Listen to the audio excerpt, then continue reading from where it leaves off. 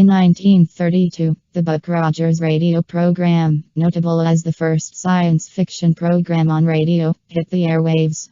It was broadcast in 4 separate runs with varying schedules. Initially broadcast as a 15-minute show on CBS in 1932, it was on a Monday through Thursday schedule. In 1936, it moved to a Monday, Wednesday, Friday schedule and went off the air the same year. Mutual brought the show back and broadcast it 3 days a week from April to July 1939, and from May to July 1940, a 30-minute version was broadcast on Saturdays. From September 1946 to March 1947, Mutual aired a 15-minute version on weekday 6:23. The radio show again related the story of our hero Buck finding himself in the 25th century. Actors Matt Crowley, Curtis Arnall, Frank and John Larkin all voiced him at various times. The beautiful and strong-willed Wilma Deering was portrayed by Adele Ronson, and the brilliant scientist-inventor Dr. Huer was played by Edgar Stehli.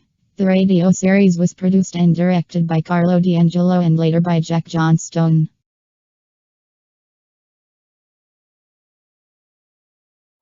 Buck Rogers in the 25th century.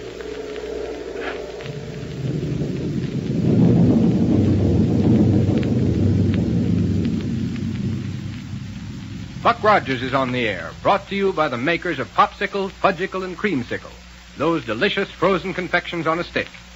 Now here's a message from the famous winner of the typical American boy contest, Popsicle Pete. Hey, kid, you should see the camera I picked out for you as a popsicle present. A real movie camera. You can get it free. Just save bags from Popsicle, Fudgicle, or Creamsicle. You get lots of swell gifts for those bags. Hundreds of them. Flashlight, Buck Rogers rocket ship, tennis racket, wristwatch, beautiful dolls, swell jewelry. Just save bags from Popsicle, Creamsicle, or Fudgicle on a handy stick. And when you're warm, isn't it great to have a big, cold, delicious Popsicle, Creamsicle, or Fudgicle? Boy, are they good, and do they last. They're good for you, too. Pure and nourishing. And wrapped in those valuable gift bags. The biggest nickel's worth you can get. Get the free Popsicle gift list in their ice cream store. It's got a free coupon on it worth 10 bags. And now for more of the thrilling adventures of Buck Rogers in the 25th century. In our last episode, you remember, Buck, Wilma, and Dr. Huer were at the Central Spaceport, getting ready to make a test flight in a rocket ship equipped with a new invention called the Gyrocosmic Relativator. But before they could board it, the huge craft took off right before their very noses. And as we pick up our story tonight, we find them there at the spaceport, standing where the ship was parked and trying to figure out who or what made it take off. Here we go, 500 years into the future.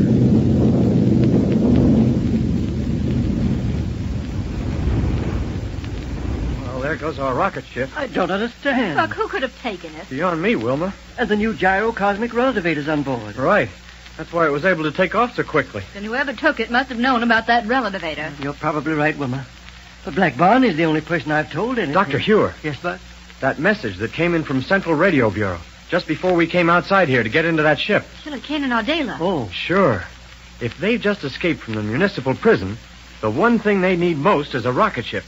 And those two wouldn't waste any time getting it. You're right. Yes, sir. They probably came right out here to the spaceport, saw our test ship standing there with nobody around it, and hopped right off in it. Look there. Huh? They must have used one of those little air roadsters there to fly over here. Unless they all belong to the workmen out here. They certainly couldn't have walked out here in such a short time. Well, come along anyway. Well, where to, Doctor? We'll take one of these little roadsters and go back to my laboratory. Okay, come on. You think there's some connection between this business of the stolen rocket ship and the report about the ransacking of your laboratory? Exactly. Now, get in, Wilma. Right. Go ahead, Doctor. I'll take the controls. Thank you. All ready, Buck? Here we go.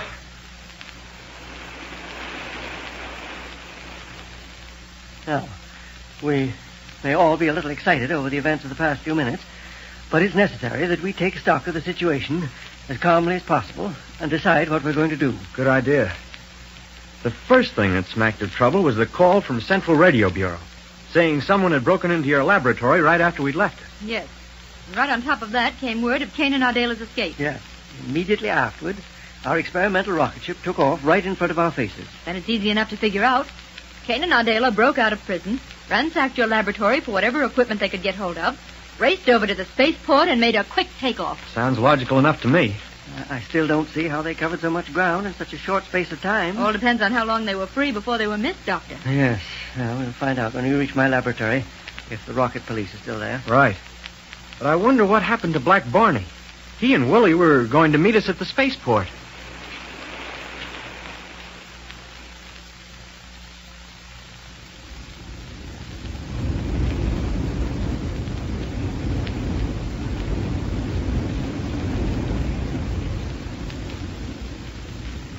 Well, Willie, it looks like this new invention of Dr. Yours on this here new test ship don't work. Yes, sir, Mr. Barney. I guess you're right, all right. Sure.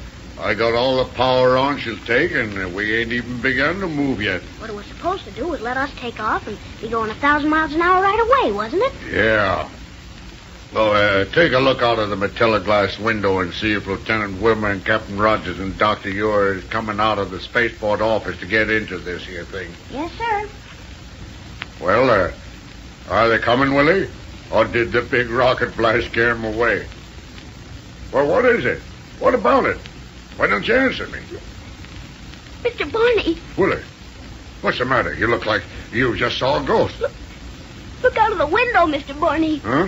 Sure, Huh? Hey, Willie! The Earth. It's a couple of 100 miles below us. But we didn't take off. You hear me? We didn't take off. It must be Dr. Huer's invention. That's what did it. Oh, but it couldn't be on account of we didn't take off, I tell you. Yeah, that's what it is, sure. Boy, that's wonderful. Certainly had me scared for a minute, though. Yeah, me too. Why, Willie, you mustn't let a little thing like that scare you. And don't you see? What we're doing is making the first official flying-out trip of the first rocket ship that was ever equipped with this new gyro thing. Oh, is that what it is? Yeah, and we're saving them all the trouble of having to try it out. I thought you said you wanted to take off in it before they could, so there wouldn't be any danger for them. Yeah, that's right. For me and you to try it out is all okay on account of if it didn't work and the whole place blew up, it wouldn't make no difference.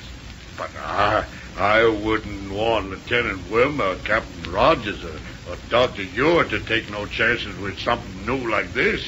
So that's why we done it. Boy, certainly a great invention. Hey, how does it work? Well, there's a lot of technical things about it I'm afraid you wouldn't understand, Willie. Well, I can try to understand, Mr. Barney. Tell me. Okay. Now, this here is a machine bolted down right here. Uh-huh. And the stuff on the side of it here is some kind of electric cells. Photoelectric cells. Yeah. That's what I was going to say. But what are all these gears for? Willie, that's what they call this sort of protono, hypnoto, teleradio, and all that sort of stuff. Huh? You see, the gyro-atomic stuff on the super neutron goes around the ultra-hyper thing that's connected with the elementary connection. I must say that whoever ransacked this laboratory of mine certainly made a good job of it. Yes, but Dr. Huer, Yes, Wilma? where are the rocket police? Why are they going to wait here for us? Here's your answer, Wilma. Yes? What is it, Buck? A note from their captain. Here, sir. Oh, Dr. Huer. I've just received word of Kane Ardale break from municipal prison. Believe that to be a logical place for us to center activities. Signed, Captain Barton. And to be honest with you, I'm glad that they aren't here. Why do you say that, Doctor? It'd be much easier for just the three of us to look around here and see what's been taken. That's true.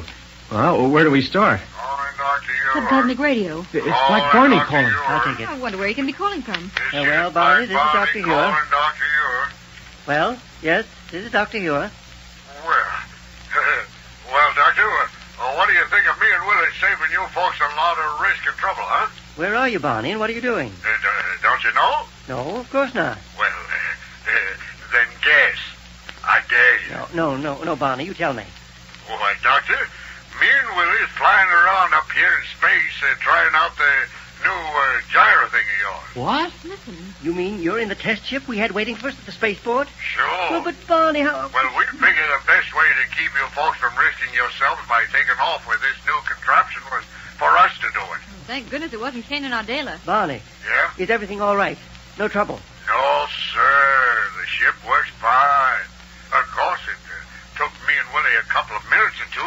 all organized out. How do you mean? Well, when I first turned on the power, we didn't feel the ship moving under us. It was just the same thing as though we had the rocket power on, only we didn't have it on. Just like we was being held down by a big rope or stuff. But at the same time, we could hear the motors roaring. Splendid. Then the new gyrocosmic relativator works perfectly. Oh, good for you, Doctor. Sure, Doctor, it works fine. How about navigation with it? Any difference? No, not a bit of difference, Doctor. Well, then, even if you did deprive us of the privilege of making the first test with it, I'm mighty gratified to know the new gyrocosmic relativator works all right. And now... Listen, Doctor. Yes? Would you please kind of do me a personal favor? What is it, Barney? Will you please say the name of this thing over again? Well, surely. You see, I started explaining it all out to Willie here. Yes. And when I come to telling him its name, it kind of slipped my mind. Mm-hmm. You know how it is, Doctor. I always got so many important things to think about all the time that them little details kind of slip my mind. Poor old Barney. So if you don't mind, would you say it for me just one more, please? Barney, it's a gyrocosmic relativator. You hear that, Willie? Yes, sir. Gyrocosmic relativator. That's it. You see, Doctor, didn't I always tell you that my Willie was going to be a great man someday? And that proves it. Well, now, Barney. Yeah? We're having a little trouble down here, and we're badly in need of that ship you're in. No kidding, Doctor. Yes. And here's what I want you to do. Yeah? Cut off the power right away. Yes, sir. There. Power's off, Doctor. Good. Now, just as soon as we've finished talking, face that ship you're in around and head back for Earth just as fast as you safely can. We'll be waiting for you at the central spaceport. Okay, Doctor. We'll turn back on the power again and head back for Earth as fast as we can. But would you mind telling me what the trouble is? Killer Kane. Kane? Yes. He and Adele have escaped. Say, that's awful. That's why we need the rocket ship with the relevator. Well, Doctor, we'll head right back again. All right, Barney. Signing off. Yes, sir, signing off. You hear that, Willie? Yes, sir. It's pretty serious, isn't it? Of course it is.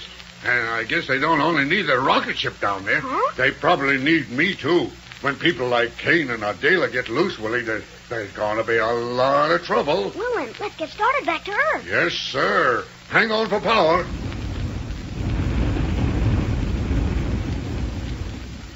Yes, sir. Everywhere they go, there's trouble. I know it. Killer Kane's dangerous. Very, very dangerous. Yes, sir. Why, if he was to see you coming at him, he'd like us not pull out a rocket pistol or a disintegrator and blow you. Where are you? Oh, you aren't afraid of him, are you, Mr. Barney? Oh, me? Yes, sir. Course I ain't. Me afraid of Killer Kane. That's a good big joke, that is. Well, Barney, Huh? I can't tell you how glad I am to know that. Killer Now, Kane. listen, you must Exactly have- right, not Willie. understood me. Killer Kane. Well, with Kane right there aboard Black Barney's rocket ship, things don't look so good.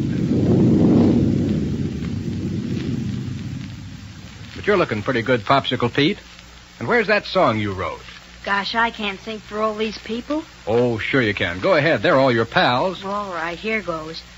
Popsicle, popsicle, fresh fruit ices on a stick. They're so good and they're so big.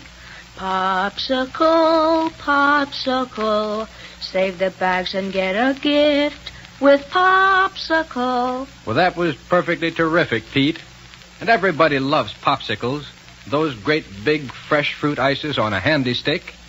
And the bags are just as good as money for wonderful free gifts.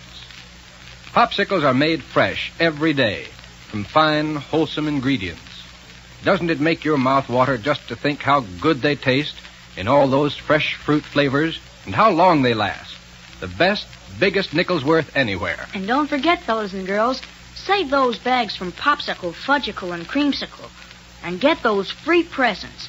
A camera, a wristwatch, jewelry, fishing tackle, hundreds of swell gifts. You'd better save bags every day.